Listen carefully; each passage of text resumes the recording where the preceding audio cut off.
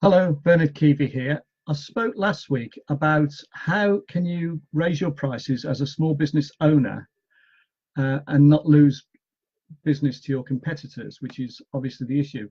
Now, I heard a quote somewhere that most business owners they think of everything they can think of to not raise their prices rather than everything they can think of to raise their prices. So I think we need to address that issue.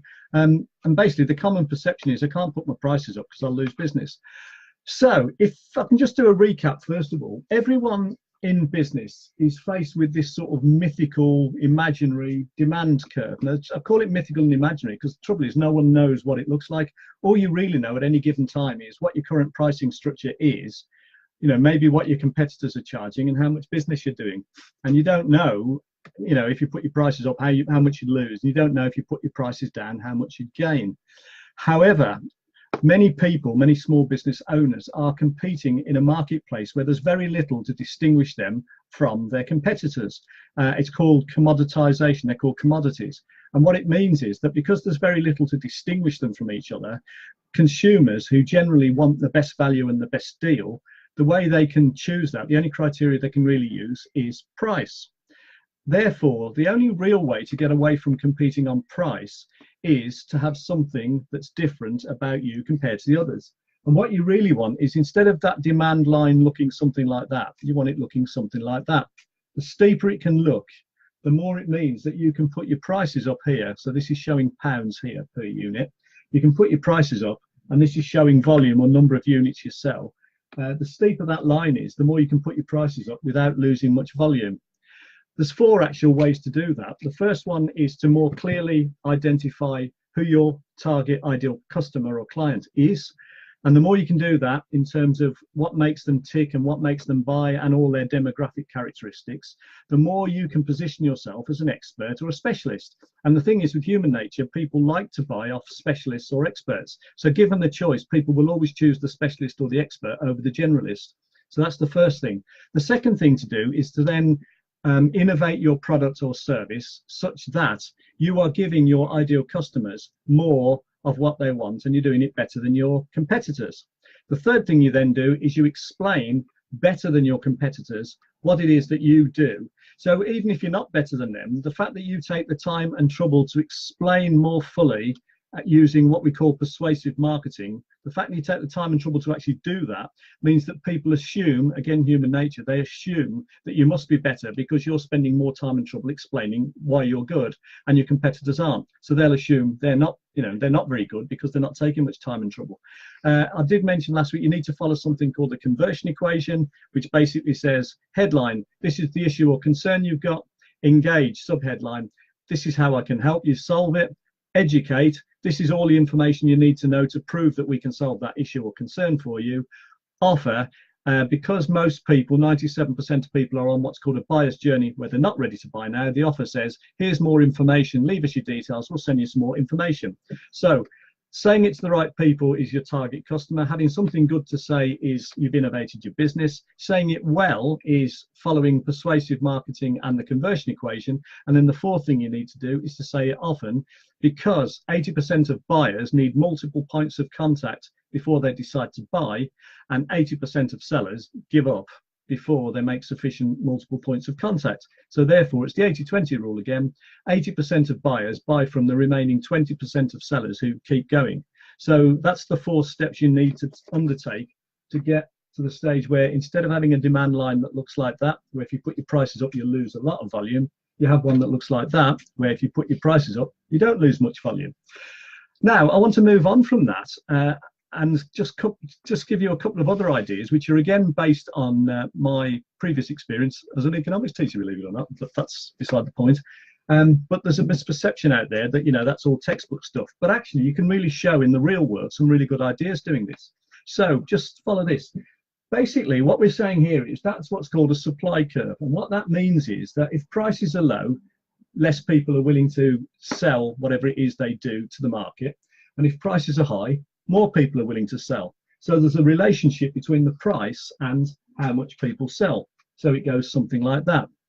And similarly, in most cases anyway, there's a relationship such that the higher the price you charge, the less you're likely to sell. And as you lower your price, you're likely to sell more. That there are exceptions to that, by the way, because you can actually position yourself in a different market altogether by raising your prices and becoming a luxury item with different, target markets, etc. But generally, that relationship holds true. Now, where they cross, and obviously this is all conceptual now, and you need to know numbers and figures, etc., etc. But in principle, where they cross here, there's a price, and that is called the equilibrium price, and that's where the number of people selling is equal to the number of people who are willing and able to buy. But the interesting thing is that that gives you this market price here. But what people sort of don't really realize is that means that all these people up here, so all these people over here, all of these people, they would have bought your product or service and they would have paid you more than that for it. They would have paid you, these sort of prices here. Which means that if you can work out a way of segmenting them, you can actually charge different prices to each of these market segments, which is great. So you could have things like, for instance, a diamond, gold, silver, or gold, silver, bronze packages here, where they're slightly differentiated from each other. And, some people will buy the top of the range, some people will buy the middle of the range, some people will buy the bottom of the range, and all of them are paying more than this. So that's called gold, silver, bronze. You can also do things like upsell. So an upsell is where you sell a larger quantity in each transaction by, McDonald's say go large, but anyone could do it. You can offer sort of larger helpings, larger slices, larger packages, longer durations, etc. Whatever it is you do. So you can have an upsell. You can have a cross sell, which effectively says, while you're buying this off us, why don't we sell you this as well? So that's like, shoe polish when you buy shoes, a mouse and a laptop bag when you buy a laptop, etc. And you can also have bundling, which basically says that you can't really compare my price with my competitors because I'm offering you this mixture of products and services as a package, as a bundle, and theirs is different. So that's the way a lot of cars are sold. So the sports package on a car means it's very difficult to compare that car with that car. So all of those ideas there would enable you to actually charge higher prices to these people than the market price. And they'll happily pay you that because they were all willing to pay you more anyway. But it gets even more interesting because here's the market price, right? All of these people over here, what that means is that currently they are not able and willing to buy your product or service at that price. But what it does tell you is if you had a lower price offering, they might be willing to buy. So this is where a downsell comes in. So if they're not willing to pay you that price, but these people here would be willing to pay you that sort of price, well, have you got a way of tweaking your proposition such that it's a lower value offering but still meets their requirements, but it's for a lower price? And the thing that's really good about doing that is, well, there's two things. One, obviously, it means you'll make more revenue. But secondly, what it means is that they now become your customers. They're in your pipeline. And it means that you can develop a customer relationship with them. And at some stage, who knows, they might move up to being, people who buy up here or up here. Because as they become more familiar and more, they like more what you do, the odds are they'll move up this way. So that's called a downsell. And the other thing you can do for the people down here is all it means is that at the moment, they're not willing to pay that price for your product, but they might be in the future. They might still be on the buyer's journey, which is where the drip campaign comes in. So you can see why having different levels of offerings, gold, silver, bronze, having an upsell, a cross-sell and a bundling strategy in place, having a drip campaign and a downselling strategy in place, you can see why on this sort of little diagram, why those strategies all work. And every one of those is effective. And if you want any more sort of information or help as to how to implement them, there's about 20 different ways of doing each of these that that I'm aware of. So you just have to message me, I suppose.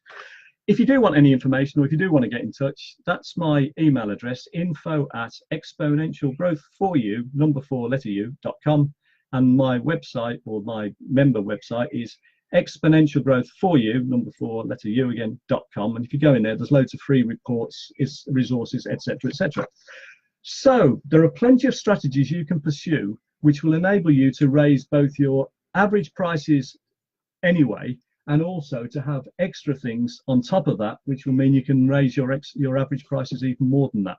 So I hope you found that informative and useful. If you liked it, please share, and look forward to speaking to you again. Thank you very much for your attention.